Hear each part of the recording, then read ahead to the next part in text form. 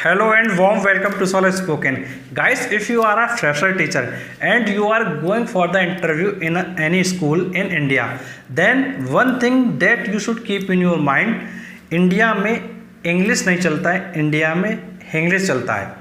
तो यार अगर तुम एक फ्रेशर टीचर हो, तुम फर्स्ट टाइम किसी स्कूल में जा रहे हो फॉर द जॉब, तो यार तुमको एक चीज़ अपने माइंड में ज़रूर ध्यान रखनी चाहिए कि यार तुमको स्कूल में जो डेमो देना होता है उसमें टोटली इंग्लिश में नहीं देना होता है, उसमें तुमको इंग्लिश का यूज़ करना है। मीन्स तुमको इंग्लिश और हिंदी दोनों को मिक्स करके बच्चों को पढ़ाना है।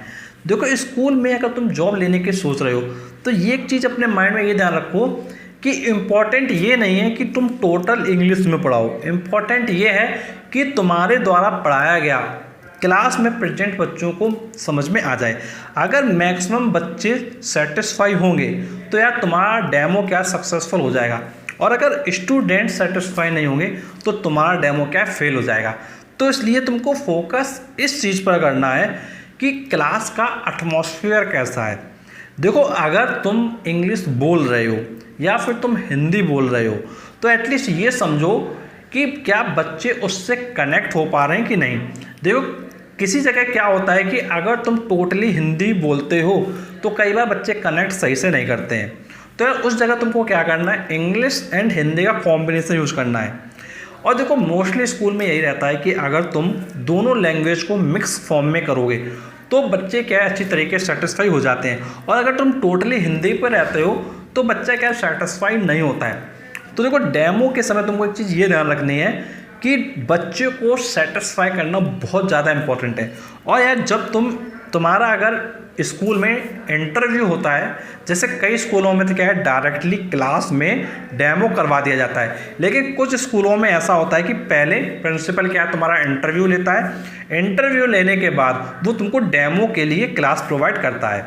तो देखो अगर तुम्हारा इंटरव्यू हो रहा है तो यार वहाँ पर नर्वस होने की ज़रूरत नहीं है। तुमको एक सिंपल सा क्या है, कोई भी एक इंट्रोडक्शन है वो पहले तैयार कर लेना है और उसको कम से कम यार 10 से 15 बार याद कर लेना है, अच्छे से याद कर लेना है। और अगर प्रिंसिपल जब तुमसे टेल मी अबाउट योरसेल्फ पूछता है या अब तुम्हारे बारे में इंट्रोडक्शन पूछता है, कुछ भी पूछता है, तो यार तुमको क्या है अपना जो इंट्रोडक्शन है वो बता देना है। और एक चीज़ ये ध्यान रखना है, अगर तुमको लगता है कि तुम इंट्रोडक्शन बोलते समय भूल रहे हो तो कोई प्रॉब्लम की बात नहीं है, बट उसको तुम क्या है इंग्लिश और हिंदी क्या है मिक्स फॉर्म में कन्वर्ट कर दो। अगर तुम हिंदी और इंग्लिश को मिक्स फॉर्म में कन्वर्ट कर दोगे और ऐसे कन्वर्ट करो हिंदी इंग्लिश को कि वो जो प्रिंसिपल है वो तुमको क्या है पकड़ ना पाए, अगर तुम इस तरीके से कर लोगे तो फिर यार तुमको वो आइडेंटिफाई नहीं कर पाएगा। और कहने का मतलब है कैसे भी करके तुमको क्या है अपने इंटरव्यू को, अपने डेमो को सक्सेसफुल बनाना है। जैसे तुम कई बार देखते होगे कि जब हम लोग अपनी हिंदी बोल रहे होते हैं लेकिन उसके बीच में कई बार इंग्लिश के वर्ड्स आ जाते हैं, तो सेम उसी पैटर्न पर तुम इंग्लिश बोल रहे हो, अगर उस समय तुम्हारे हिंदी के वर्ड्स आ जाते हैं तो कोई इशू वाली बात नहीं है। तो देखो अगर तुम्हारे पास टाइम नहीं है, अगर तुमको मालूम है कि यार तुम्हारा कल या परसों या 1-2 दिन बाद तुम्हारा इंटरव्यू है, तो मैं तुमको सजेस्ट ये करूँगा कि तुम क्या करो, तुम at least tell me about yourself का जो आंसर है वो तुम याद कर लो, अपना इंट्रोडक्शन याद कर लो। और उसके अलावा तुम इस स्कूल को क्यों ज्वाइन करना चाहते हो, तो तुमसे एक क्वेश्चन ये ज़रूर पूछा जाता है कि तुम उस स्कूल को क्यों ज्वाइन करना चाहते हो या स्कूल तुमको वो जॉब क्यों प्रोवाइड करे। तो ये क्वेश्चन का आंसर तुम क्या है डेफिनेटली ज़रूर याद कर लो। और इसके बियॉन्ड तुम क्या करो, जो बेसिक क्वेश्चन होते हैं जैसे तुम्हारी क्या पॉजिटिव स्ट्रेंथ है, तुम्हारी क्या नेगेटिव पॉइंट्स हैं, तो उनको तुम तैयार करो। अगर तुमसे एग्जाम में पूछता है कि तुम्हारी नेगेटिव पॉइंट्स क्या हैं, तुम्हारे पॉजिटिव पॉइंट्स क्या है, या तुम्हारी स्ट्रेंथ क्या है, या तुम्हारी वीकनेसेस क्या है, तो वो एग्जामिनर अगर तुमसे ये पूछता है, जो तुम्हारा इंटरव्यूअर होगा वो तुमसे पूछता है, तो यार एटलीस्ट तुमको पता हो कि तुमको बोलना क्या है। अगर तुम अपने माइंड को सेट करके गए होगे और 10 से 20 बार कम से कम बोलकर जरूर देखना, ये नहीं कि तुम सोचो यार मैंने तो याद कर लिया सब कुछ वहाँ बोल लेंगे, ये नहीं। एक बार ट्राई करो, और एक बार ये भी ट्राई करो अगर तुम बीच में भूल रहे हो तो उसको कैसे तुमको हिंदी से कनेक्ट करना है। अगर ये चीज़ तुम थोड़ा प्रैक्टिस करके जाओगे तो तुम यार सक्सेसफुल हो जाओगे इंटरव्यू में। और एक चीज़ मैं तुमको सजेस्ट करूँगा कि जब भी इंटरव्यू के लिए जाएँ, जब भी डेमो के लिए जाएँ तो फॉर्मल ड्रेस में जाएँ। तो जो फॉर्मल ड्रेस होती है उस फॉर्मल ड्रेस में अगर जाएंगे तो वो ज़्यादा बेटर रहेगा आपके लिए। देखो कुछ जगह क्या करते हैं, कुछ लोग क्या करते हैं कि देखो यार कोट पहन के चले जाते हैं। तो यार मैं तुमको एक चीज़ ये सजेस्ट करूंगा कि अगर तुमको लगता है कि उस स्कूल में और भी टीचर कोट पहनते हैं तो यार तुम कोट में जाओ, अदरवाइज कोट को पूरी तरीके से अवॉइड कर देना। देखो कोट में क्या होता है कि अगर एक पर्सन स्कूल में केवल कोट में दिख रहा होता है और बाकी नहीं दिख रहे होते हैं, तो जब वो टीचर डेमो के लिए जाता है तो कई बार बच्चे क्या हंसने लगते हैं, अलग अलग तरीके की एक्टिविटी करते हैं, तो फिर वहाँ पे तुमको क्या अच्छा फील नहीं होगा। तो इसलिए मैं तुमको सजेस्ट ये करूँगा कि जो फॉर्मल ड्रेस होता है, जैसे तुम्हारा पैंट हो गया, तुम्हारा शर्ट हो गया, उसको पहन के जाएं। अगर आप लेडीज़ हैं तो आप कोशिश करें कि आप साड़ी में जाएं या फिर आप सलवार कुर्ते में जाएं। तो कोशिश ये आपको करना है कि जब आप जा रहे हैं तो फॉर्मल ड्रेसअप में जाएं। देखो यार कहते हैं कि first impression is the last impression. तो जो पहला इंप्रेशन तुम जो दे रहे हो स्कूल में, प्रिंसिपल को दे रहे हो, इसके अलावा तुम बच्चों को दे रहे हो, तो यार वो इंप्रेशन तुम्हारा बेस्ट हो और पहले इंप्रेशन में लोग इंप्रेस हो जाएं। और जो तुम्हारी अगर डेमो 2 दिन का या 3 दिन का स्कूल में लिया जा रहा है तो डेमो क्लास को कॉन्टिन्यूसली एक अच्छे मैनर में दें।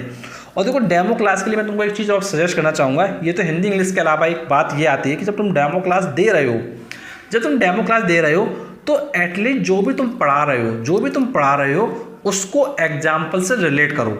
देखो इम्पॉर्टेंट ये नहीं है कि तुमने बहुत ज़्यादा पढ़ा दिया। देखो बहुत ज़्यादा टॉपिक को नहीं पढ़ाना है, हमें कम टॉपिक को पढ़ाना है, लेकिन उसको एक अच्छे लेवल से उसको डिस्क्राइब करना है कि बच्चा उससे क्या कनेक्ट कर सके। और देखो अगर तुम उसको क्या है अपने सोसाइटी के कुछ एग्जाम्पल्स हैं उनके थ्रू पढ़ाओगे, जो हमारे आसपास की चीज़ें उनसे रिलेट करोगे, तो स्टूडेंट क्या जल्दी कनेक्ट होगा। और जब स्टूडेंट जल्दी कनेक्ट होगा तो उसको वो चीज़ें क्या है माइंड में मेमोराइज हो जाएंगी, वो उसको क्या सब कुछ समझ में आ जाएगा। तो फिर जब उन बच्चों से पूछा जाएगा कि जो ये टीचर आए थे क्या इनका पढ़ा हुआ आप लोगों को समझ में आया, तो बच्चे ऑब्वियस सी बात है कि हाँ कहेंगे।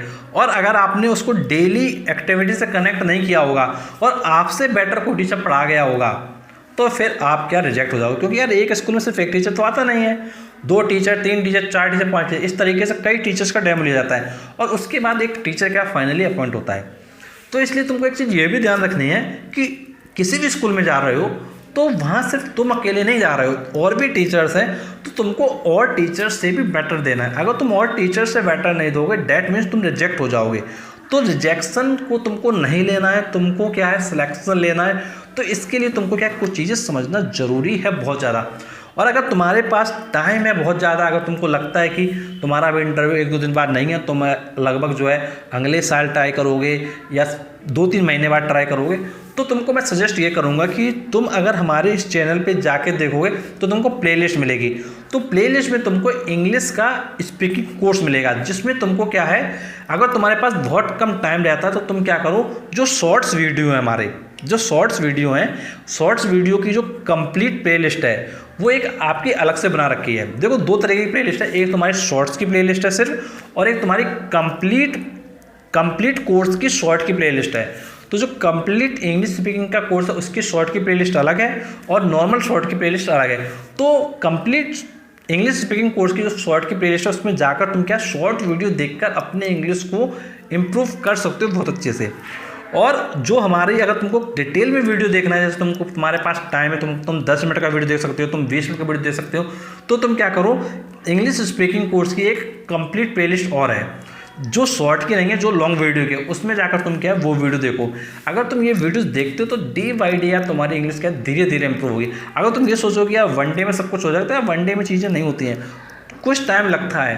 तो यार मैं तुमको ये सजेस्ट करूँगा कि अगर तुम यार 3 मंथ अगर कायदे से दोगे, अगर तुम 3 मंथ कायदे से दोगे तो एटलीस्ट तुमको इतना इंग्लिश आ जाएगा कि तुम उसको क्या है अच्छे से क्या कवर अप कर सको। और तुम अगर जॉब वगैरह के लिए जा रहे हो तो यार वहाँ पे तुमको वो प्रॉब्लम जो होती थी वो प्रॉब्लम नहीं होंगी। और यार अगर प्रॉब्लम होगी तो बहुत स्लाइटली प्रॉब्लम होगी, वो क्या है नेग्लेक्ट हो जाएगी वो प्रॉब्लम। तो इसलिए कोशिश ये करो कि जो हमारे पास टाइम मिला हुआ है, जितना हमारे पास टाइम है, उस टाइम के अकॉर्डिंग हम जो बेटर टू बेटर कर सकते हैं अपने जॉब के लिए वो हम बेटर टू बेटर कर लें। और अपने माइंड से ये निकाल दो कि मैं हिंदी मीडियम से हूँ, मैं इंग्लिश मीडियम से हूँ। यार देखो हिंदी मीडियम से चाहे तुम इंग्लिश मीडियम से हो वो एक अलग मैटर है, मेन चीज़ है कि बच्चों को समझ में आना चाहिए। अगर बच्चों को समझ में आएगा क्लास के अंदर तो डेफिनेटली तुम्हारा जो डेमो होगा, इंटरव्यू होगा, वो सक्सेसफुल हो जाएगा। और अगर इसके रिगार्डिंग तुम्हारा कोई भी क्वेश्चन है, कोई भी डाउट है, तो नीचे कमेंट करके पूछ सकते हैं। Thanks for watching this video.